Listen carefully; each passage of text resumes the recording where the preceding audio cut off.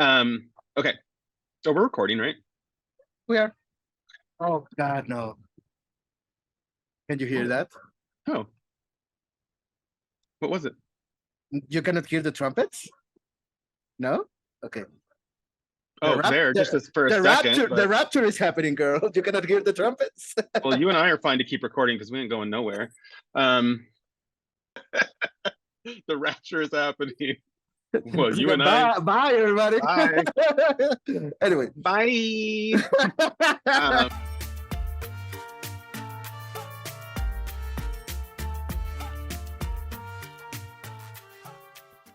Hello, hello, Transformers. Welcome to yet another Drag Race Review podcast. I'm your host, Terry Blas.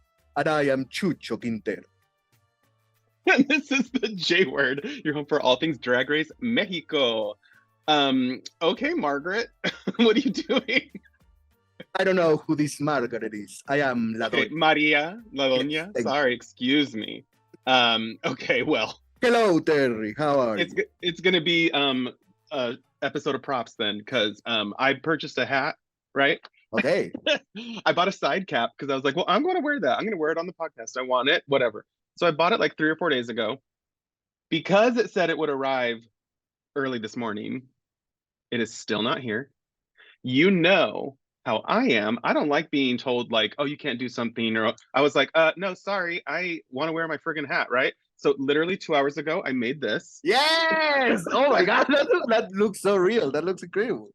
It is real. What are you talking about? I know, but like that looks like, professionally made. Oh, I'm a professional. So yes, come on, props. So this is what we're doing today. Come on, props. This is what it's just happening today. Okay? This is the thumbnail. So I totally made this. I was like, you know what? YouTube has everything, right? I mean, it has everything. So I just looked up how to do it. Anyway, let's do some housekeeping. First, I want to talk about how you have changed my life by introducing me to Burrita Burrona. Okay, for those who don't know. Real quick, explain who she is and why we're talking about her on housekeeping right now. I mean, girl. Okay, she's a drag queen. She's a very famous drag queen here in Mexico. But when I say drag queen, I use that term. Yeah, what do you mean by that? Kind of loosely, because she basically is this. She's a drag queen at the end of the day, but she wears this costume that is kind of like a mascot costume. But here in Mexico, we call those botargas, and we have botargas is like your average like. For brands or for team mascots for sports and stuff like that. She wears a botarga that is a donkey that is made up, eyes, the entire face is beat, and she wears a wig and everything. She's in drag, but she's wearing a donkey costume, and she has this show with another drag queen, a drag queen who's not in a costume, who's called Turbulence Queen. And they make a show where they just discuss all things drag related. They talk about La Más Draga, they talk about Drag Race, now they talk about Drag Race Mexico. But they have so many catchphrases and quotes and like iconic moments. And the way that they kind of blew up is because of TikTok, because they would say something, off the cuff, like something that just happens throughout their show. And people would clip that and use it as a sound on TikTok. Yeah. So there's a Burrita Burrona sound for everything in your life. For every single emotion you could have throughout the day, there's a Burrita Burrona sound. ¿Qué tienes? Ya me voy. ¿Por qué? Ya me aburrí. ¡Con mi dicción no! ¡Con mi dicción no! Soporte. Pero entre más corriente. Más ambiente. ¡Ay! So why are we talking about this? Because Cristian Chávez, who was the guest judge on episode 1, and Lolita Banana were guests on their show this past few days, this past week. And they spilled some tea. I mean, it was mostly, just not Drag Race related, but they spilled some very specific tea about the show. Mostly that Cristian hated that first lip sync. And he was like, he was ready. He went out for blood. He was like, they had to go home, like both of them. and I was just waiting for them to go home. And he was pissed off that that none of them went home. And then he also, because by the time they recorded that, only 2 episodes had come out, and he was like, and the second lip sync was also terrible. Like, what the hell? I want to say that then after Christian said that, Lolita kind of defended the decision, and it was actually a pretty. I mean, we all know that the real reason is because like they cannot just kick both of them out because there's a certain They need a certain number, episodes. and yeah, We all know that. But she defended the decision in a very, polite, diplomatic way that I actually kind of I liked. That it was like, we know how vicious the Mexican fandom is. You know, the Drag Race fandom in general is terrible, but the Mexican drag fandom for La Más Draga or for Drag Race is like vicious. So we didn't want to expose them to that hate, to that amount of hate, by being not only the first one out. The first one out is usually like beloved, you know, but to be the first 2 one-outs because they were both terrible at the first lip syncs, it would have ruined their careers. yeah. So We like, can't have two pork chops. We need just like one little meal. yes, and and so they didn't want to expose them to that, and so Lolita said something like very brave, which was like, I would rather have my credibility be questioned that expose them to that. That's So why do you think? Because now Drag Race Mexico is getting this reputation for like bad lip sync. Why do you think? I have some thoughts. Why do you think that the lip syncs have been so atrocious? Here's the thing. You have to realize that we're only 3 episodes in, and we have only seen 3 queens lip sync. Because Vermelha lip sync twice, Vallarta lip sync twice, and Serena lip sync twice. So I feel like we're judging the entire season by only 3 queens. And I agree with that to a point. Yes, but also the way that they are, I gotta say, the way that they are editing the lip syncs, you know, the way that they are including the queens saying like, this is a terrible lip sync, all 3 of them, gives me the feeling that a big lip sync is coming up. Yes, because they don't need to do that. They could have easily not said that this week and just been like, oh, okay, well, slowly getting better or whatever, just not said anything. If it were if it were me, right, after that first episode, even if I wasn't in the bottom, I would have been in my hotel room listening to every lip sync song, coming up with some plan, learning all the work. This is episode 3 and they still don't know the words. That's the thing. It's not only that the lip syncs are like lackluster, is that they don't know the words to like. Girl, I'm like almost fluent and I know the words to Danna Paola songs. Like, how do you not know words? So I don't watch Drag Race France. If you have seen our Meet the Queens episode, you know why. But apparently I heard that Lolita was on, Drag Race France again for some reason. Maybe she was a guest judge. I don't know. Yeah, all the queens came back for the premiere, or the queens from the previous season, and they all look great. But yeah, as I was watching them walk in, because I didn't watch the episode, I just watched the queens coming back. I was like, good for them. I'm just not feeling this franchise anymore. So yeah. Lolita, who by the way, Lolita from now on, we're gonna go by the proper name that somebody from her stature deserves to be called, Dolores Plátano. Yes. So very quickly, Dolores, just like Magos and Margaret, Dolores is kind of like the name, and Lolita is short for Dolores. So Dolores Plátano. If your gringo plátano is banana, yes, you should be able to get that. Let's talk about Cristian Transformista. Yes, so Christian, this happened from the very first episode, but for some reason we haven't mentioned it. Christian doesn't have a Twitter account. He only has a Instagram, and on Instagram he's Cristian Transformista. That's the handle and that's the name. And so it kind of became this kind of like inside joke between the queens of the season, that and then between the fans, that Cristian is not just Cristian Peralta and not just Cristian. He's always like Cristian Peralta Transformista. Why? Because a transformista is kind of like saying like, no, I'm not a drag queen. I'm a female illusionist. A shapeshifter. Not a female impersonator. No, female illusions, kind of like a femme mimic.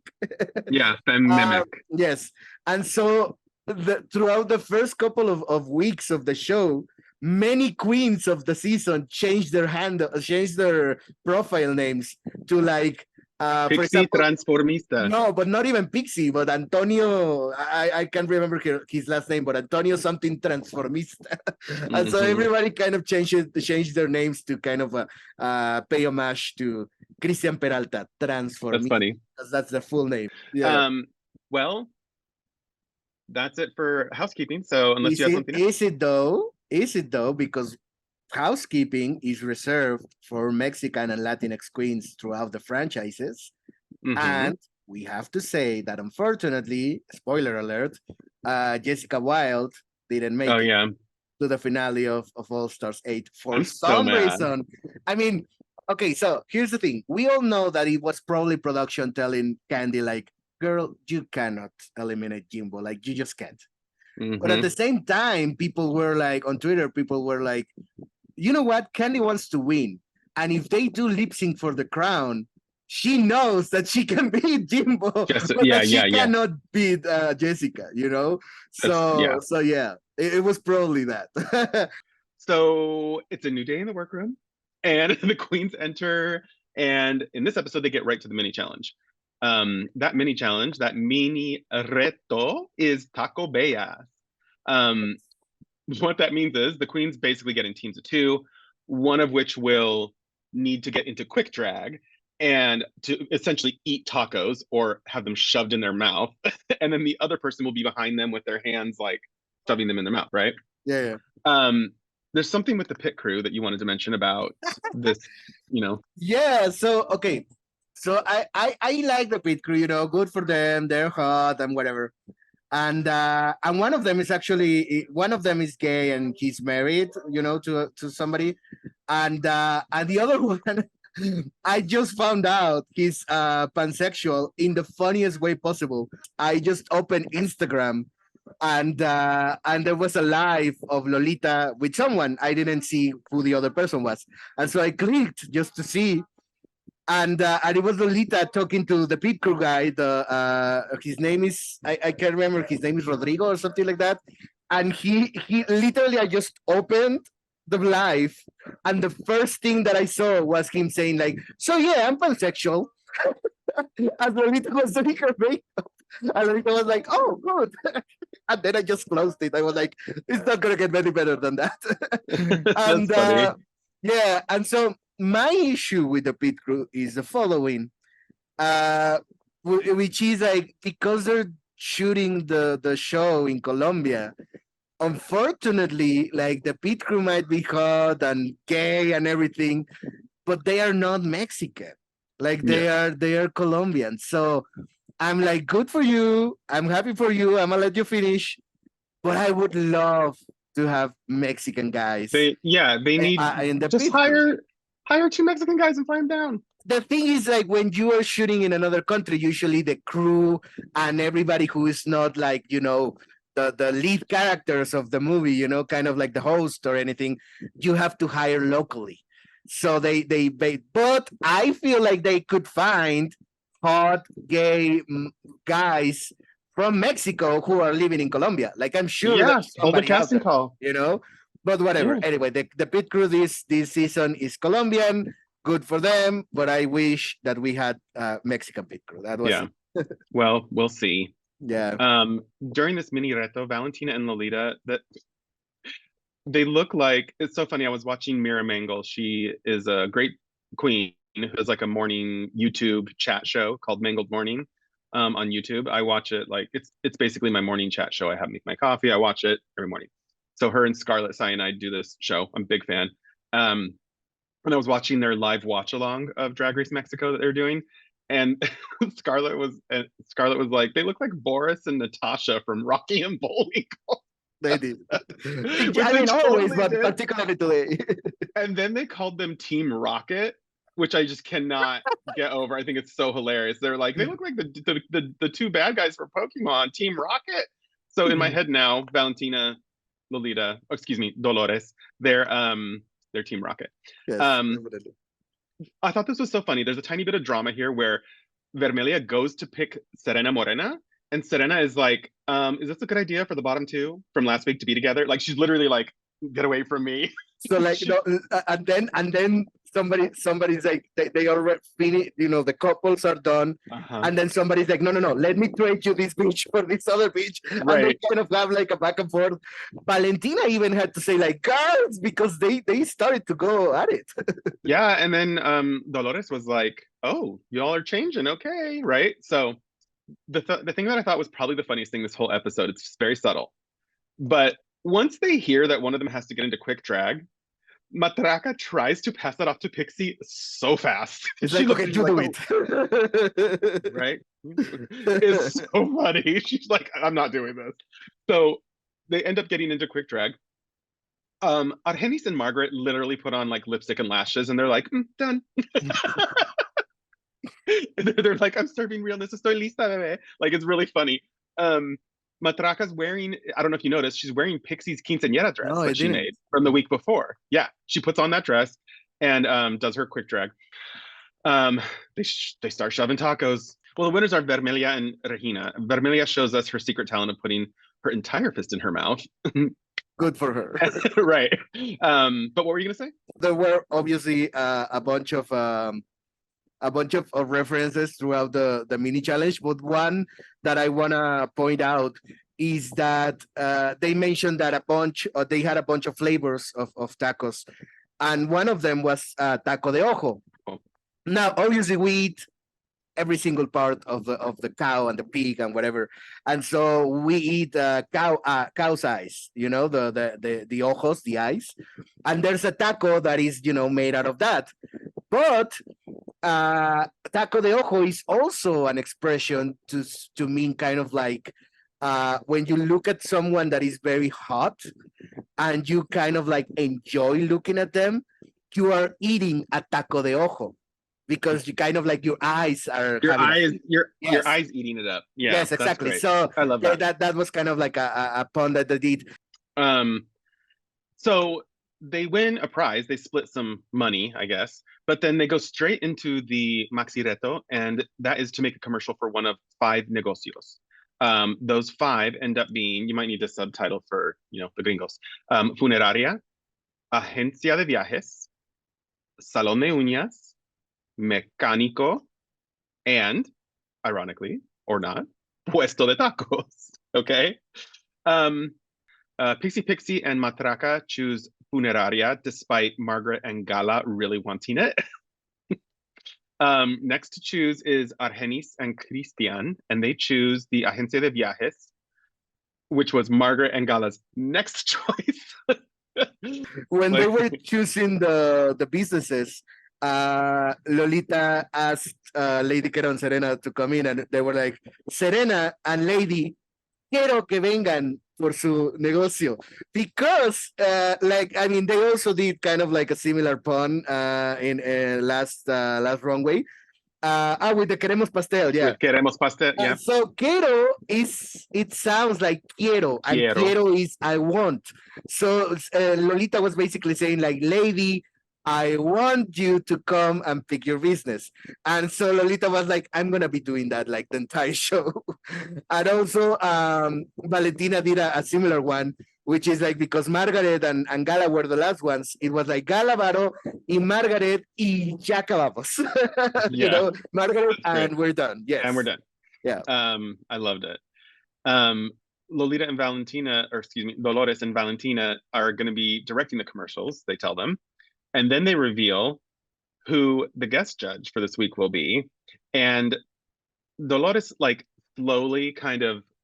So here's the other thing that I think is interesting, and the reason that I'm glad we're doing this podcast, is because Dolores says something about, like, con carita de inocente, right? But, like, with a bad reputation, right? So I know of some people who watched the show who were like, well, I don't understand, is this someone who's like a bad girl in Mexico, or is it like a tabloid person? She like looks nice, but she's really mean. Like, what is it? Not knowing that cara de inocente, that those are lyrics from a song of the guest judges, Danna Paola. Yeah. Right? Margaret is literally screaming even before they say Danna's name, Yeah. right? She knows who this is going to be. They're all excited. I was also very excited because I love her. And so it's cool that, like, I mean, we all know that sometimes on Drag Race they say who the guest judge is, and they're all like, oh, okay. Right? There's a TikTok that I love that they go like, with guest judge Japanese composer Ryuichi Sakamoto. Yes! So glad. Oh, Yeah. I love her. Oh my god. Him, them. Woo. Serbian conceptual artist Marina Abramovic. No! Shut up. Shut up. Slovenian philosopher Slavoj Žižek. Wow. Yes. Yes. Slay. yeah. Well, that's why it was really nice to see them be like excited about the guest judge, so that was really cool. The first one is the taco couple, right? So that's Vermelha and Regina. My notes on this just say that Regina, I think, looks hilarious. She has a look on her face that cracks me up, and I put it in our folder so you can look at it if you want to see it. But it's just hilarious, and it's these huge eyes, and it's just like a blank kind of expression. But they tell Vermelha, I think, to like be aware of her enunciation. She was acting for Valentina Lolita instead of acting like for the cameras. You know what I mean? Like, because she was kind of like in rehearsal the entire time instead of just like letting loose. So I feel like the bottom placement was obviously like correct. But what I wanted to mention that, like I said, like how in Mexico we always play with things that sound like other things. They made some puns about how, and you know this because it also appears in Rapture, which is right here. That taco you can make kind of like plays on words by going like with the syllable ko. You can go like taco and then use a word that starts with ko. So for example, in this case, they did tacoger or tacogiendo or something like that, which is basically like that ta is kind of like está. So it's like being like the verb to be. So it's like it's fucking or they are fucking. It was like tacogiendo, So they made those. And also here's this thing that you might not notice, that you might not know this specific slang, but they mentioned that they were tortillas. Because tortillas, obviously for the tacos, but tortillas is a slang for lesbians in Mexico. So they were like, we're tortillas, and they were kind of like flirting with each other and everything. In the next one, Pixie and Matraka are doing the funeral home. All I wrote down in this one was that Matraka is like a star. She's a natural in this skit.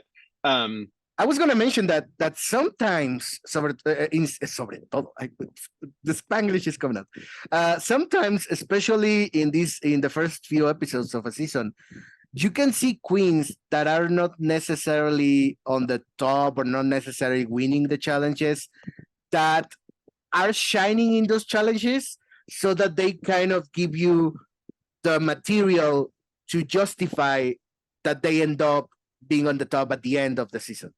You know what I mean? So yeah. I feel like we're seeing Matraka shining. For example, her quinceañera look was great, even though she wasn't on the top. She was safe, and then she was great in this episode. And so you can, and she didn't win, but you can tell like by the time the season ends, she will go back and be like, "Oh, she was always great," Yeah, true.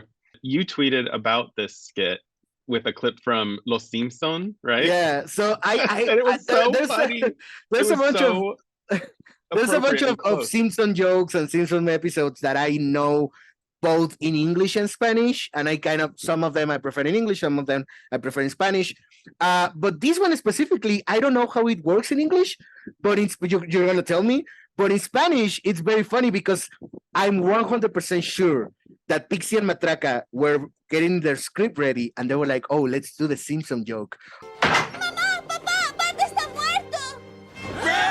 And so they kind of did that, like mi amiga está muerta de ganas de ir, like. Yeah, I don't remember exactly how. I think it's really, really close in English. Here it is. I'm bringing it up real quick. Mom, Dad, Bart's dead. And then Bart says, that's right, dead serious about going to Itchy and Scratchy Land. That's incredible. Yeah. Also, again, with the double entendres here in this one, they used a lot of each of the sketches had like one joke or maybe two. Yeah. And in this case, their joke was that the friend, in this case, Matraka, was tiesa. Tiesa means stiff, like a stiff one. Yeah. But at the same time, it's like stiff because you're dead. Yeah. And they also did a couple of jokes with entierro, with enterrar, because enterrar is basically digging something, burying someone, sorry. But it also could mean like bury something somewhere. Yeah. So yeah, that was kind of the joke of this sketch. Next up is Lady Kero and Serena Morena. They make Valentina and Dolores, Nuestro Dolores, they make them laugh. But Serena is literally blind, like can't see a thing. And No, Lady okay. Lady Kero says all of her lines backwards. So like this No. is kind of a mess. Here's the thing. I'm blind as a bat. Like without my glasses, I cannot see your face. I can see a camera because it's not like this, it's a camera. Yeah. So like how hello. blind do you have to be to not see a freaking machine this size with a person behind it and a red light? It's like, know. girl, how blind are you? Anyway, and also like the cameras are not moving. The cameras are in the same They're like place. in the same So place. every yeah. time she was like, where's the camera? The same place that it This- used to be in the previous shot. Still where it was. Still right Yes, here. It doesn't Yeah. move. Also, their joke for this one, again, same as with taco something. In this case, they use package because package in Spanish is paquete. And so you can say like paquete something. So it's like, so for you to something, So for example, I don't know, they said like paquete lubriques, So it's like for you to lubricate yourself. Ricate. So Mhm. paquete just means like for you to do something. Yeah. So that was kind of like the joke throughout their sketch. And yeah. The next one is Cristian and Argenis. They do a super slutty airline commercial that frankly Valentina lives for. And the funny thing I have to say about this skit has nothing to do with Cristian and Argenis.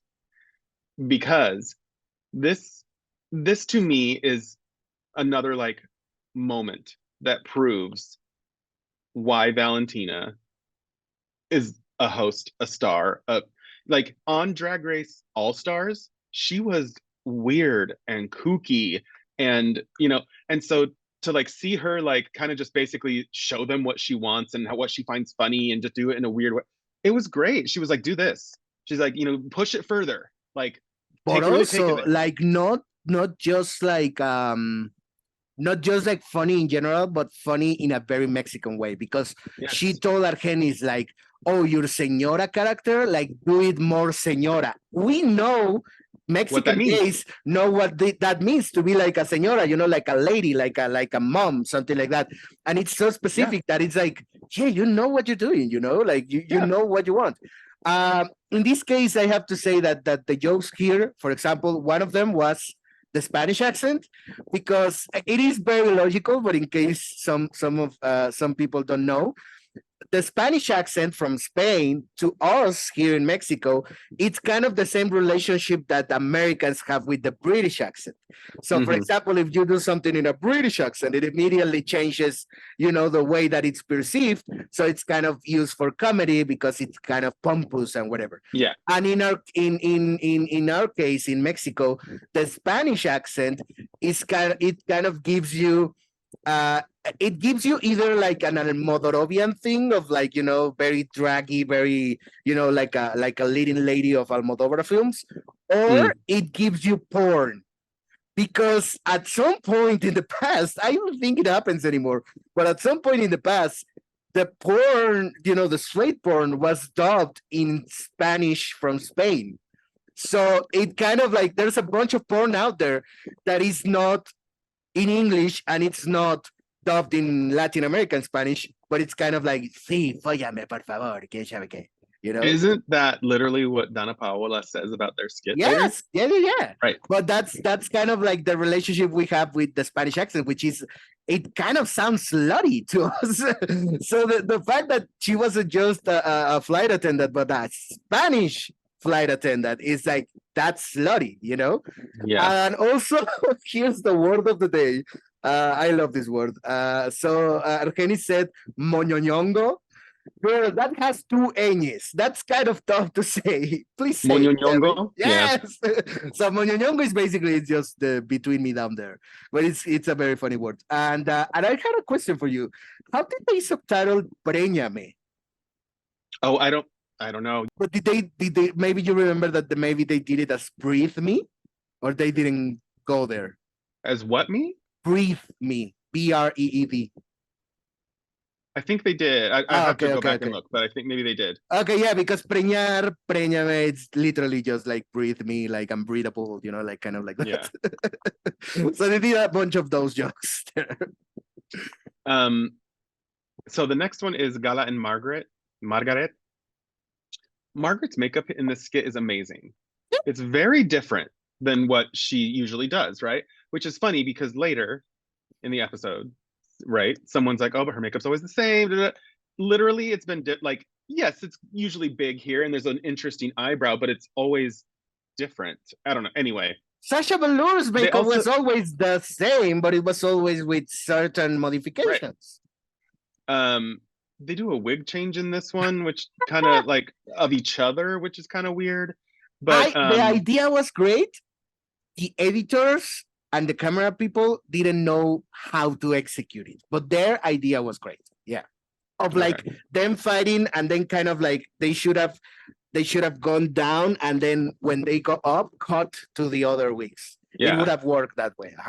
The joke. So here's the thing: if we are considering that each of them had a single joke, and each of them was kind of like a clever play on words or a clever pun or something like that. The thing with their skit was that the joke was only the accent, the hood accent. So here in Mexico, we have this hood accent, which you can do pejoratively, you know, you can do it in a classist way, but you can also do it, you know, because it's kind of like, it's a real accent, like it's how people talk, especially in Mexico City. And so it's kind of like, es como hablar como así, ¿sabes? Y entonces, pues, pues ellos hablaron así como todo el sketch. Entonces estuvo como re chistoso, pero luego que se les acabó la gracia. Y entonces, además, cuando uno habla así, pues, you cannot understand what you're saying because it's kind of like you have something in your mouth and it's kind of funny. But if you don't have your lines prepared, then you cannot understand what you're improving, you know? So it was kind of like hard to understand sometimes because they committed so much to the accent and the only joke was the accent. So that was kind of my issue with this one specifically, like okay, the accent, great, I get it, but what else, you know? Yeah, totally. On the main stage, Valentina and Lolita introduce us to the runway theme, which is Noche de las Mil María Félix. Yes. Do we need to tell people who she is? I guess. Okay, she's very quickly. She's like, what? No, tell. Well, from my perspective, she is, I think, for me, the most famous Mexican movie star of all time. And she was making films in like the golden age of Hollywood in the 40s and 50s, and sorry, the golden age of what? Of Hollywood. No. Of Mexican the Hollywood. Golden age of Mexican cinema. La edad de oro del cine mexicano. It's a thing. Okay, well, fine, great. Sorry. Of movies. In general. Yeah. So that's her. Yeah. And that's who they got to dress up as, right? Yeah. But also, not only that, but she was then later on, like after she retired, because that's another thing. Like she retired, like way before, you know, she died. Like she retired. She was retired for many, many years. And then after she retired, she was just like this figure of respect that would go on talk shows to just say things that were like iconic, you know, like we'll see here in just a few minutes. Exactly. I do want to say that Valentina, when she was on Drag Race, challenge on the runway, wore the crocodile necklace. She's wearing it here again. She paid for it. She has to make it. And it's a thing that I noticed that a lot of people, I think, right? But Katya on season 7 of RuPaul's Drag Race, in her entrance look, in the Russian entrance look, go look at it right here. She is wearing the crocodile necklace. I don't even know if she knew what it was. I know you're like stunned. I don't even know if she knew what it was, but she's honestly, like when you talk about like top 10 Latina queens on Drag Race, Bianca Del Rio, Ador Delano, Valentina, Katya, and then maybe Jessica Wilde.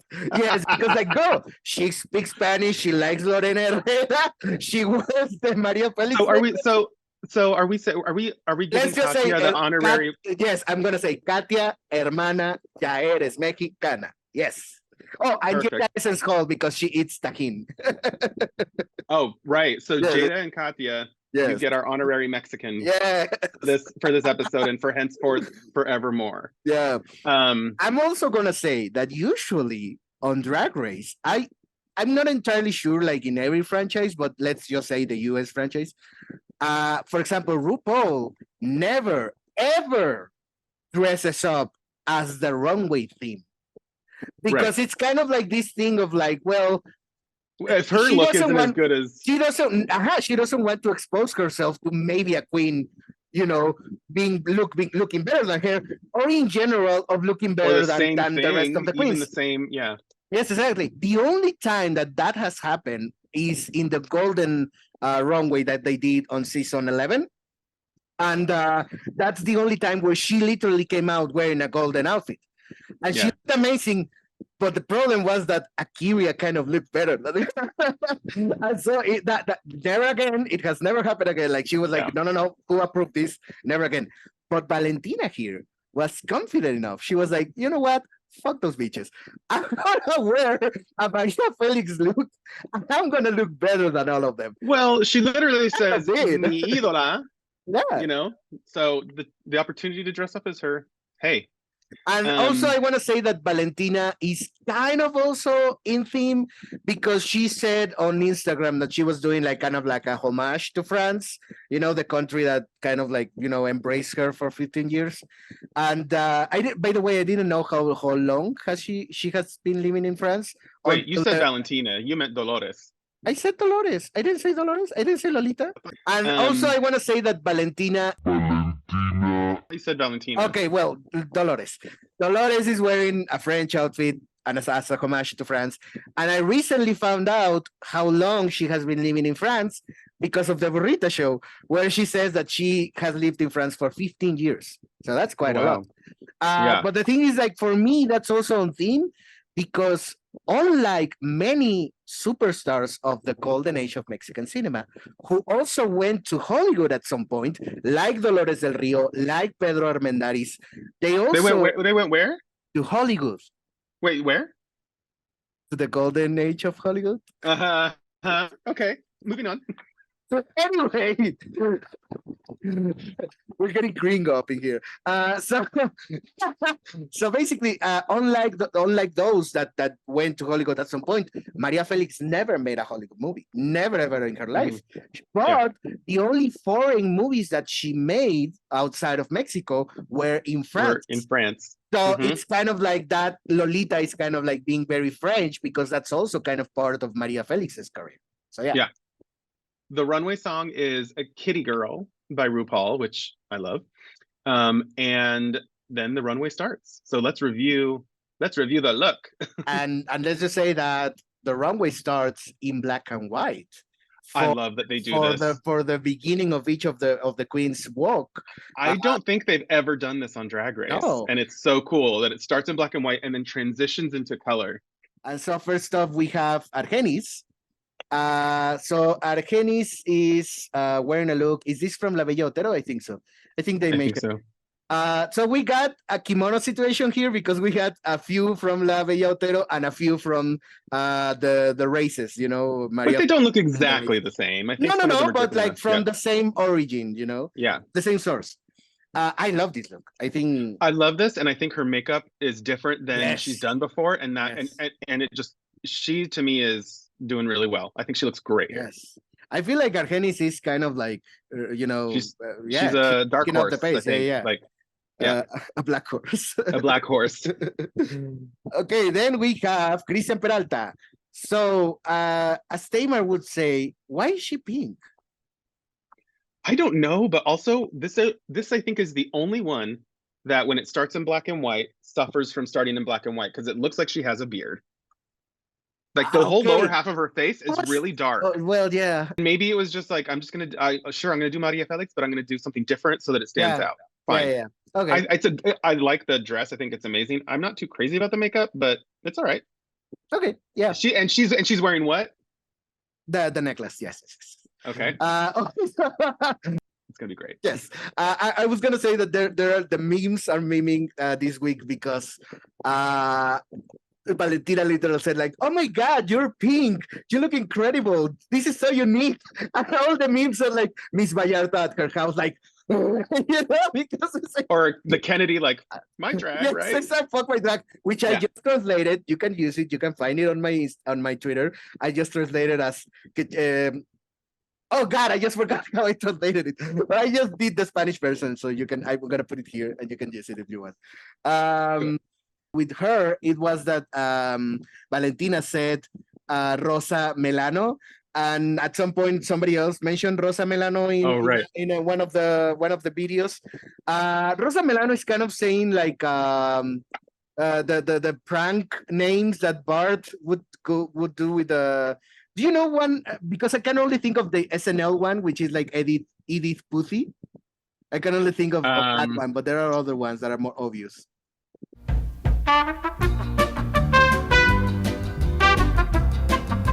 But the point is like Rosa Melano is kind of the same, but in Spanish, because Rosa is just rose or pink in this case. And Melano is kind of like a last name, but if you put it together, it's just like, like caress my anus. So they translated this, I remember, as like rose my ass. Sure, it works. Right. Okay, next up we have Galavaro. And Galavaro did one from, I think it was from French Cancan. French Cancan is kind of like the first foreign movie that Maria Felix did in France. And she looks great. I mean, I love when queens go like, well, I'm a slutty body queen, so like I have to do the challenge, but in a way that I can show, the kind of drag that I do. And I do think this is really great. The only thing I wish is that the skirt that's draped, I wish it was the same kind of sparkly fabric as the piece in the middle. Yeah. Because it's kind of a dull fabric for TV and lights. That would have been really cool, but it's good. Yeah. Then we have Lady Kero, and Lady Kero looks incredible. I love this. What is she holding? A fan. Like a big fan? Like a big fan? Yeah. Anyway, this is also this is also from La Bella Otero. So like kimono you better know. I love this. I think it's really, really good. I actually think this is one of my favorites of the night. Then yeah, I like it. We have Margaret, and Margaret did a day at the races, and with her cigar, and she looks great. And okay, so here's the thing. We know that was kind of the storyline that they wanted to give her in La Más Draga season 1, which was like, oh, you never change your face. I'm going to be completely honest. Back then, and we already said this in the first episode, back then, she never changed the makeup throughout the runways. That was actually like a real thing that they criticized. Yeah. Obviously, she gave her reasons, her character, the reasons why she do it, whatever. But in Drag Race Mexico, she has done a different face in every runway and every challenge. It's the same kind of like premise, but in different shapes. Yeah. So some of the eyebrows she's done have been super thick, yes. and then other ones were like just a line, but like a like a So swirly like line. for me, it's like so stupid that they are trying to give her, because I am 100% sure that this is not coming exclusively from Lolita, from Dolores. I feel like this is coming from the producers, so saying like, oh, we should give her this storyline, But it's stupid because we have already, as audiences, lived through this storyline, and she has changed it. So don't do it. We've talked to, oh my gosh, maybe this is a Trixie Katya moment where like we already talked about this and I don't remember. But like, I think I mentioned before that like Sasha Velour, when she was on her season, she's a bald queen and her makeup is very, very specific, right? She knew she was on Drag Race. So in the early episodes, she wears a lot of wigs. Yeah. And then for the second half of the season, she kind of really doesn't wear any. And it's so smart because then Michelle can't be like, why don't you, I just want to see you in a wig just once. This look for Margaret, I really like. The only thing is I wish that hat were like twice as big. Yeah. But I really like this. Then we have Matraka. And Matraka looks amazing. I love this look. It's really good. Yes. And the makeup is incredible.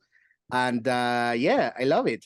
And she turns... I love that black lace on her like shawl. I wish that the black lace were somewhere on her dress. That would have been really cool. Like maybe across that piece of the chest right there, or maybe a little hint on the gloves. Because I think black lace on white looks really and I gotta cool. say that we were talking off camera about how the kimono situation usually happens when the queens try to think very outside of the box, and so they kind of match with other queens doing the same. What happened here is that Matraka is probably the only one who did a kind of like a more well-known look, because she did a look from one of the more famous movies of María Félix, which is Enamorada, and everybody else did like La Bella Otero and French Cancan are like well-known, but like they are not the first thing that comes to mind when you think about the movies of María Félix. So the fact that Matraka went the easy route, but she looks like way better and nobody else did like the same thing that she did, I feel like that's even better. So like, look, if you do something that's like one of the iconic looks, right, one of the known looks, but you do it really good, that's people want that. They don't care. I love, for example, in the kimono episode of Drag Race season 8 that Chi, as we know, didn't have a lot of money, didn't have a lot of drag with her, and she made the Combra look, the Madonna Combra look, in the Werk Room before the runway. And because she did that, because she did the more obvious Madonna look, she was the only one wearing that. And so, I really like this look. And when she turns around, there's this phrase that says, la gente tiene hambre, que coma. So the context of the phrase, because it sounds very much like let them eat cake. But it's more specific than that, because she was in an interview and somebody had written a book about her life, unofficially. And the interviewer was mentioning the book, and he was like, don't you want to sue them because of this?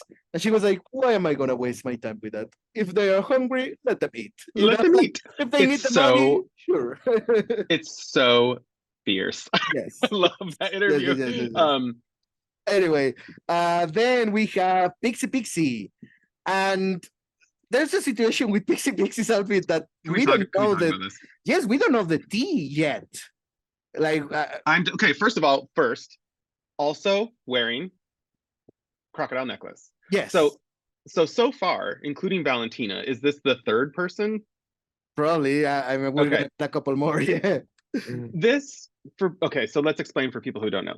This for Pixie, I think, is slightly, for her, it's slightly basic, right? Yes, it is. The reason it's slightly basic, and we don't know why, is because she had a different look she was supposed to wear. And she says on her social media that regrettably, she was not able to wear it. We don't know if they wouldn't let her wear it. We don't know if it wasn't done. We don't know. So this, to me, I think, was kind of a last minute thing, right? I don't know. Like, Well, here's the other thing that I don't understand. She's the only person on the runway who talks to the judges. the moment she did that, I was like, is everybody gonna do that? But no, she was the only one. That girl. So my initial thought was like, oh, did they let her do that because she was like, well, if you're not gonna let me wear this, then you gotta have me be safe. Sorry about it. Like, you know what I mean? Or we like, don't know. at the end of the day, what are they gonna do? Like, are they gonna literally remove her from the runway? Like, we all know that they do two walks, one with music, one without music. The moment you do the walk without music, you just stop and talk. Okay, so now we have Regina. And Regina not only has the crocodile necklace, she has also the snake necklace. and snake earrings. Yes. By the way, Valentina wore snake earrings in the challenge, in the main challenge. I have to say, I really love this look. And I feel like she is giving, I feel like everybody was giving like draggy Maria Felix, and I feel like she was giving more female illusionist Maria Felix. Yeah. And I really like it. I think this is incredible. The thing that I kind of like the most about it is this, like, her waist almost looks like armor, like gold armor. Yes. It's so good. So yeah, I guess this is number 4 crocodile necklace. But she mentioned on the runway, after a spoiler alert, after she wins, she mentions that her grandmother was, she said doble, and doble could mean either standing or it could mean stunt woman. So that she was apparently like the stunt woman for Maria Felix. I took it as her, like, her lighting double. Like, she would stand in for her, and she looked like her, and but like, but who knows? Yeah, I know, that's cool. I mean, so to me it gave like, in Drag Race España, let's remember that in Drag Race España, at some point, Jota Carajota said that she had a show from Lola Flores, and every single queen on the show was like, no, you don't. I love when a queen has information that's very pertinent to the challenge, but then doesn't reveal that information until the they wrong win. way. Yes. But Regina having, like, all episodes, she could have been like, my abuela was Maria Felix's stand-in. I'm gonna win this challenge, girl. I'm gonna wait. Right. I'm gonna wait. I mean, and we don't know. Maybe she did say something to the other girls and they didn't show it, but it was great to hear that on the runway. I think that was really cool. This looks great. Yeah. Then we have Serena Morena, and I feel, because if you compare it, for example, again, another day at the races, this is kind of like the similar one. It's more similar to Valentina's than Margaret's, but it's still kind of like the same premise. I feel like Margaret's and obviously Valentina's are more cinched. And so I heard on Fashion Photo Review, they always say, like, if you're going to wear something masculine, like a suit, you have to cinch it for the dots, to your, otherwise you literally look like a man in a suit. So I feel like she doesn't look like very feminine because she's not cinched. And this is like a problem with her, because in the previous challenge with the quinceañera dress, she was also not cinched. So like she either doesn't have a cincher, you know, a door style, or like she just doesn't cinch it. So everything you just said, agreed. But I love this color. Then we have Vermelha. And Vermelha, again, I think this is also from La Bella Otero, I'm pretty sure, or from French. No, it's from La Bella Otero.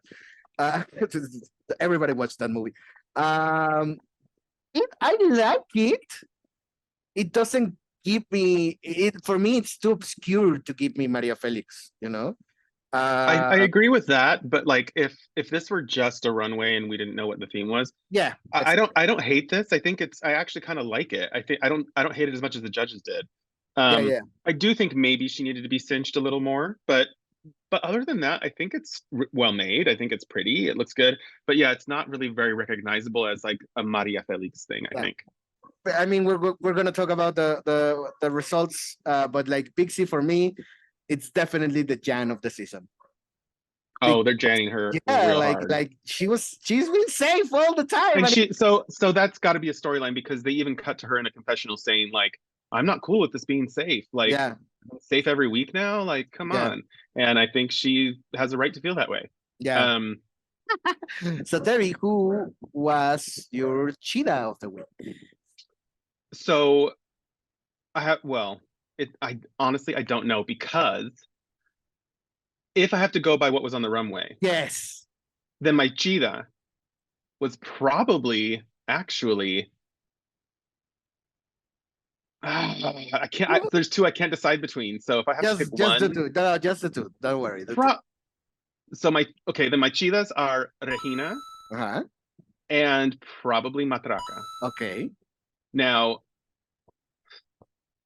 If you could. who's But you who's your Chida?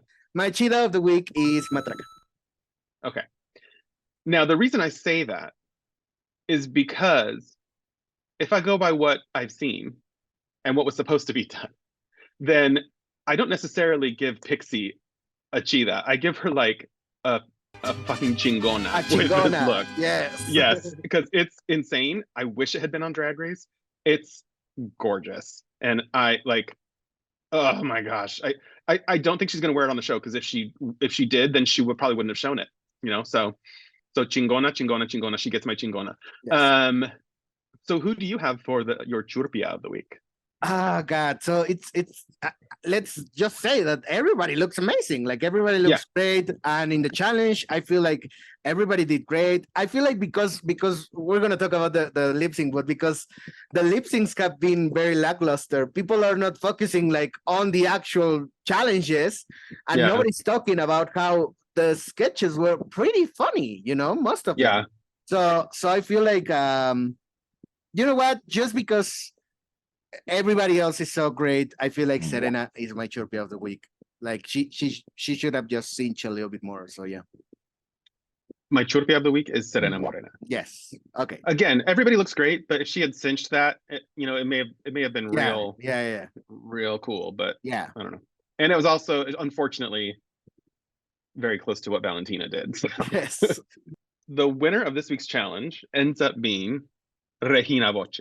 How do you feel about that? Okay, so she was hilarious, and she was obviously like super, like you can tell like her experience really is showing up. I feel like Vermelha definitely brought the sketch down. Like I feel like Vermelha not being as experienced as Regina really was showing. So I don't think that Regina kind of like stood out as much to me. And I feel like Cristian was better in the challenge. As much as the runway was unique, I didn't really love it, you know? So maybe that kind of gave Regina the win. And also, they are trying to do a storyline here, because we know that Regina is 100% going to win next week because it's the Rusical. So I feel like they gave Regina the win this week, and then they cut to Cristian being like, because she thought she was gonna win again. And so I feel like Regina is gonna have 2 next week, Cristian is gonna have 2, and the storyline is gonna, you know, heat up of the rivalry. So it's gonna be good, you know? All right, well, in the workroom, I thought we were gonna get some drama from the queens. I thought they were gonna start like, you know, and maybe they were gonna start fighting. But instead, Danna Paola comes in, right? And she chats with the queens for a while. She tells them like, you know, the community has always embraced me and made me feel comfortable to, you know, to be different, to, you know, be myself. It's really nice. The thing I take issue with is that Margaret says she's our Britney Spears. And I'm like, ugh, like, so I want to say this. I wouldn't know who our Britney Spears is. You know what I mean? Right. So, but to me, I'm like, that's not like a good comparison. Maybe well, more it's like our Danna Paola. That's what you're trying to. Yeah, like you don't have to. Yeah. I mean, if anyone, isn't she more like Ariana Grande or? I was thinking that probably because Ariana Grande was a judge on The Voice. Or like, yeah. She's also in and Wicked. She's Elphaba, yeah. Well, she's not Elphaba, she's Glinda. Yes, so sorry. Danna Paola she should have been Elphaba. Danna Paola is our Ariana Grande. Yay! Yes. and I think that she started when she was a kid. Yes. Oh my God. In like Disney Channel kind of shows or Nickelodeon shows. She can hit a whistle note. Listen, I'm telling you. But she also says something that I love in the workroom where she says, En el espejo es soy poderosa, soy auténtica, chingona y mexicana. And then they all say, Viva Mexico! So I love that. It gave me It's life. basically that you have to hype yourself in the mirror. Yeah. Yeah. I think now we're going to go to explaining the reference. Yay! So I have a few, just like always. Yeah. There is a moment in this episode where I wrote down that there's an Oye Pablo song reference, but I don't really remember where it was, and I think that you do. Yeah. It's the un poquito más, un tanto más. Yeah. Sorry, something like that. Yeah, they did a bunch. They did also like oh God, what else they did? Well, they did Un Mundo de Caramelo at some point. I think I actually wrote it down. Oh yeah, they did Un Mundo de Caramelo at some point. That's a song from the teen telenovela that she did, the Atrévete a Soñar. Yeah, the kind of like the theme song was like Quiero un mundo de caramelo, donde todo sepa mejor, and blah blah blah. Yeah. Well, we already talked about Cara de Inocente. They say it again on the runway. Oh yeah, sorry, Mundo de Caramelo is Candyland. Sorry. Okay. Which they say, Valentina says, like, referring to the queens, like we have, I think that she said, like, we have 10 more girlfriends, one less boyfriend, 10 more girlfriends, un novio menos, 10 amigas más, because the lyric is un novio menos, una amiga más. So this is from Sodio. Sodio is a masterpiece. Now, I wish the lip sync song would have been either Sodio, because it's my favorite, or Agüita, which is like her most famous song and like the most lip syncable song. Like I feel like everybody thought that it was gonna be Agüita, but anyway. But Sodio is about a girl, and throughout the song, like 99.5% of the song, it's basically saying to the boyfriend that she knows that he goes out at night to dance with somebody else. They keep it like gender neutral, to dance with somebody else, to be with somebody else, that she knows that he wants to be with somebody else, and that they both want the same thing. And so at the if it's gender, how do they make it gender neutral in Spanish? Con alguien más. Oh, okay. Yes. And so at the very end of the song, like literally the last line before the song cuts, she goes like, yes, go have fun, even though it is with him. And the song ends. Wow. It's because the beautiful thing about this song is that it's not homophobic. It's not like you're leaving me for a faggot. No. It is literally like, girl, you're going to be happier with him. You're gonna be happier with a guy, and we can be friends. We can be girlfriends, and we can stop pretending that we are in a relationship because you're gay. And so it's not like you're so gay, like the Katy Perry song. No. It's very empowering. And so the great lyric from that song is like one less boyfriend, one more girlfriend. Like un novio menos, una amiga más. Yeah. I love it. I love that song. And I wanna, please, if Danna Paola is watching this, I wanna make a movie about that song. Just like about a pop star that is just like, she has a boyfriend, and the boyfriend, is doing his thing on the side. Yeah. I want to be on set just so I can say hi to her. At one point, when I think they're about to get ready for the runway, Christian says, Chin chin la que se ve su cara de hombre. So in this context, I was like, again, we all know how, like, when I spoke Spanish 24/7, it was in a Puerto Rican environment. So Puerto Rican Dominican to me, like chin means a little bit. So in this context, I don't know what chin chin la que se deja su cara de hombre is like. So the way I read this, and I don't even remember how they translated it, but the way that I heard this and read this in my mind was like, okay, ladies, don't walk out there looking like a dude, right? But so explain this one to me.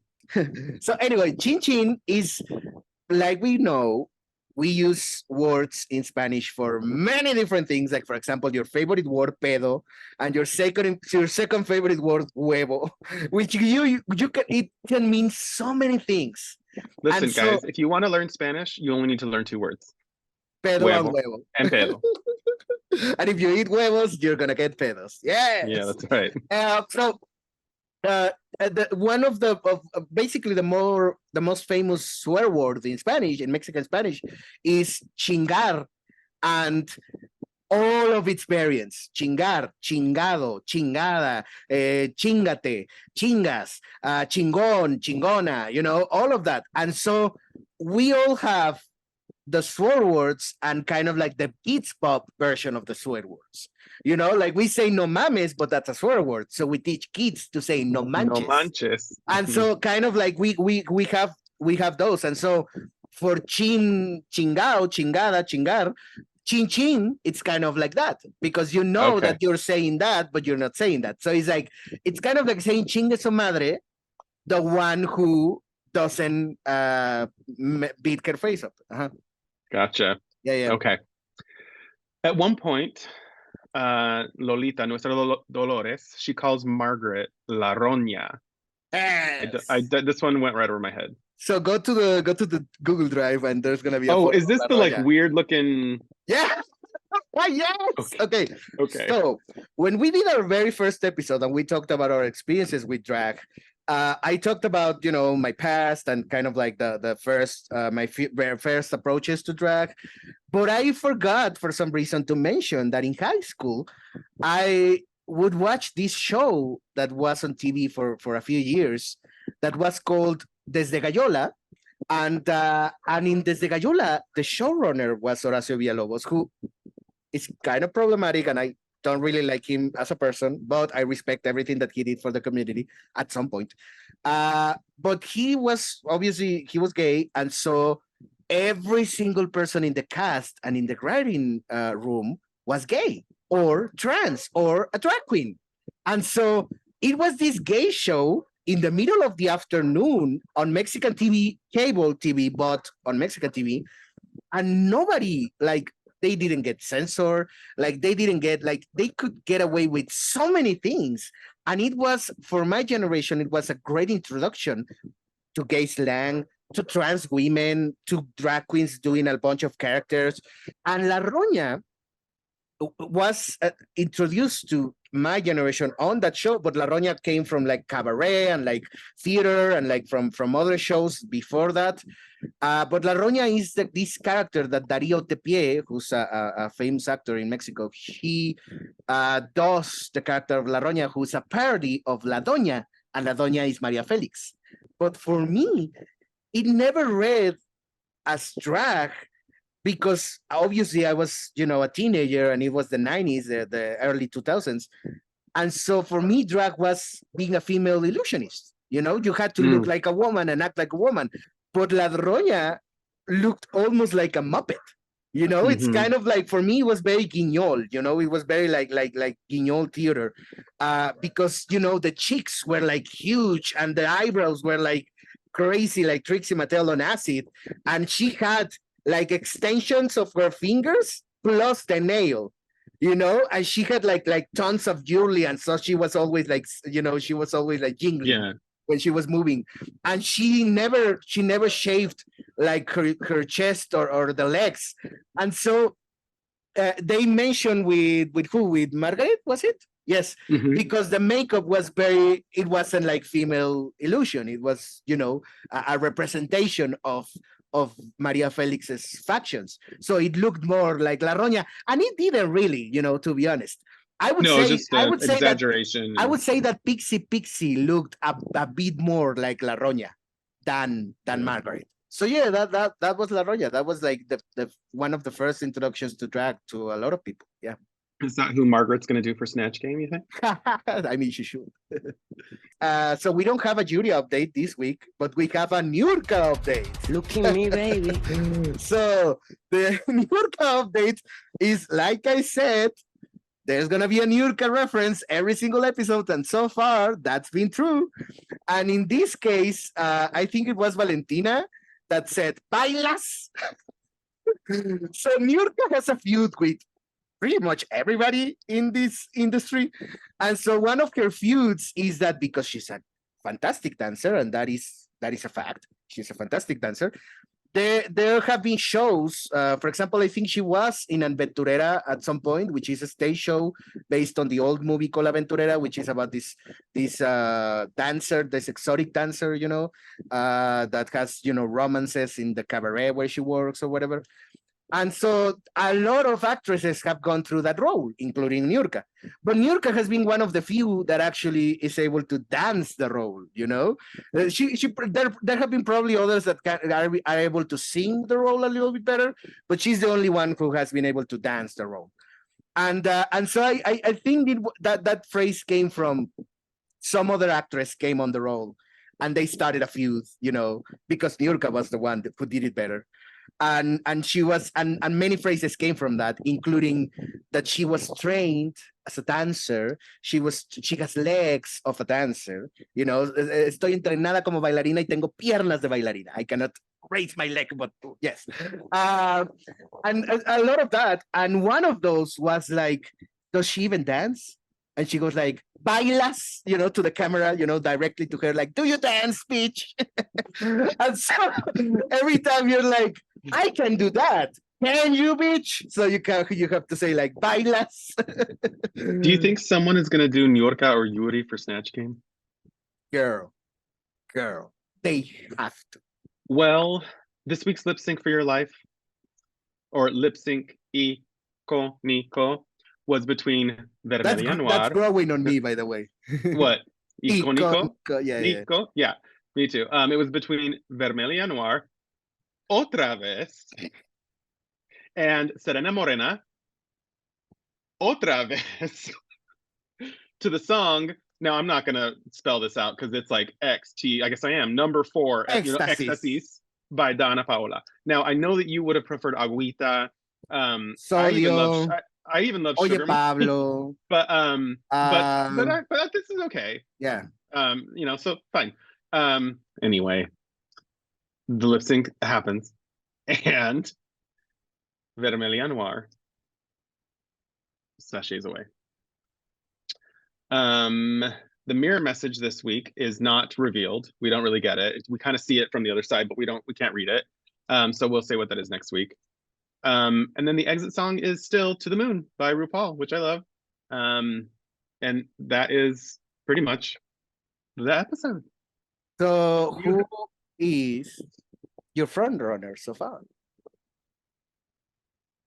It's interesting because I would think Pixie is the front runner, but she's getting janned, like we talked about, right? I think they still love Christian. That's a front runner. But I do think it's interesting that like Argenis and Regina, I think, are like, they're starting to rise. And I think that's interesting. That's good. What if they jan Regina next week and she's that's what I was thinking. She's about to win the Rusical and Christian wins. And Christian wins, right? Oh my God! Right, that's a storyline right there. So who knows? I guess we'll find out. Yeah. So what about you? Do you have a front runner? Honestly, I'm still sticking to Matraka. I feel like she's gonna get it. Yeah, she's gonna win. Well, we have a new little segment that we may not do every time, but you wanted to show off some tweets. So let's do it. Okay, so this is just like some funny tweets. But first off, we have our good friend of you and I, Alfredo Roagui, who is a great artist. And wonderful illustrator, wonderful friend. Everybody look up his work. Very handsome. And he did a great with Photoshop because he did this image of RuPaul walking into the Mexican Werk Room and being like, your aunt RuPaula is sent by production to like pull the wigs off the drag queens for the quality of their iconic lip syncs. Yeah. And then I love it. I love this Photoshop. It's yeah. It will be incredible. And then next up, this is my favorite because this is like this one. It's so good. Yes. So this is basically I want you to stick your Pixie in my Matraka. But what makes it is Matraka's face. Yes. It just and the food getting shot. Okay, and then next up is so here's the thing. Regina has been asking to be memed from the very first episode. I remember that on the second week, he was like, where are the memes of me? I made so many funny faces. And so on Untucked, when they did the quinceañera dresses, I remember that this conversation where Gala was like, I was worried for you, girl. And Regina's like, ¿está culero? Like, very, very concerned, like, is it trash? Like, is it awful? And so... Well, tying this back. Yeah. Isn't that what Gibran called Danna Paola? Culera? Yeah, Culera. yeah, I think so. Yeah. But culera more not in it looks ugly, but more in like she's bitchy. Yeah. So I love this meme that is like, my mom, are you gonna go out dressed like that? And me, ¿está culero? So good. Yeah. And then we have I love this one. Okay, so this one's so good. It's perfect. So obviously we know the screenshot from like, except for Serena. And so at least the ones who are Serena left, Cha-Cha. yes, at least the one who are left can deliver us a great lip sync, except for Serena. So good. And those were the tweets of this week. So Terry, it's Yes. So Terry, Dime. it's time for. ¿Sabes qué, Terry? Es momento de el arte. Entonces, por favor. Bueno, primeramente, we have my good friend, another amazing illustrator who you might know, Shane Gallardo. Yay, I love him. Shane is incredible, wonderful. Look up Shane's work.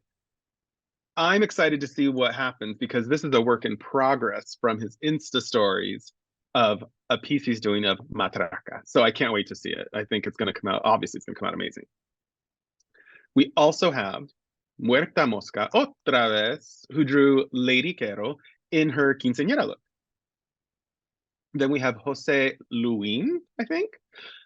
They drew Margaret. And then we've had No Tan Prieto's art up before, but they, along with Jorge Espinosa, drew Valentina and Lolita. Like they each drew one of them and then put them together. It's a nice kind of image that, I don't know how you say that, collaboration. Yeah. And that's it. No, that's not it, Terry. That's not true, Ellen.